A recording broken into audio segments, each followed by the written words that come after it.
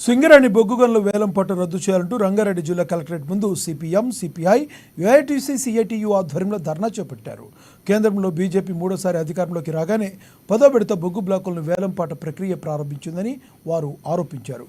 తెలంగాణకు చెందిన కిషన్ రెడ్డికి గనుల శాఖ కేటాయించి మరుక్షణమే హైదరాబాద్లో వేలం పాట ప్రక్రియ ప్రారంభించడం విస్మయం కలిగిస్తుందన్నారు. గోదావరి పరివాహక ప్రాంతంలో శ్రవణపల్లి బొగ్గు బ్లాకును కూడా వేలం పెట్టడాన్ని వారు తీవ్రంగా ఖండించారు.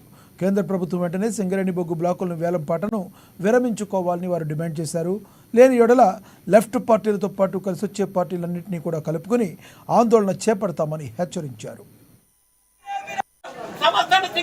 కార్మిక సంఘాలు, ప్రజా సంఘాలు ఏదైతే ఈరోజు మరి సింగరేణి బొగ్గు గనుల వేలం నిలిపివేయాలని, అదే రకంగా మరి సింగరేణి సంస్థకు బొగ్గు బ్లాక్లను అప్పచెప్పాలని ఉద్దేశంతో ఈరోజు తెలంగాణ రాష్ట్ర వ్యాప్తంగా మరి నిరసన ధర్నా కార్యక్రమాలకు పిలుపునివ్వడం జరిగింది.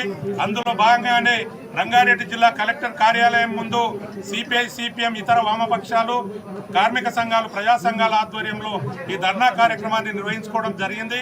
ప్రధానమైనటువంటి ఉద్దేశం ఏంటంటే ఈరోజు ప్రభుత్వ రంగ సంస్థ అయినటువంటి సింగరేణి ఉన్న సంస్థ ఏదైతే ఉందో ఆ బొగ్గు బ్లాక్లను ఇవాళ కేంద్ర ప్రభుత్వం, నరేంద్ర మోడీ గారి ప్రభుత్వం ఇవాళ వేలం వేస్తూ ప్రైవేటు వ్యక్తులకు, కార్పొరేట్ శక్తులకు అప్పజెప్పాలని చెప్పి ప్రయత్నం చేస్తారు.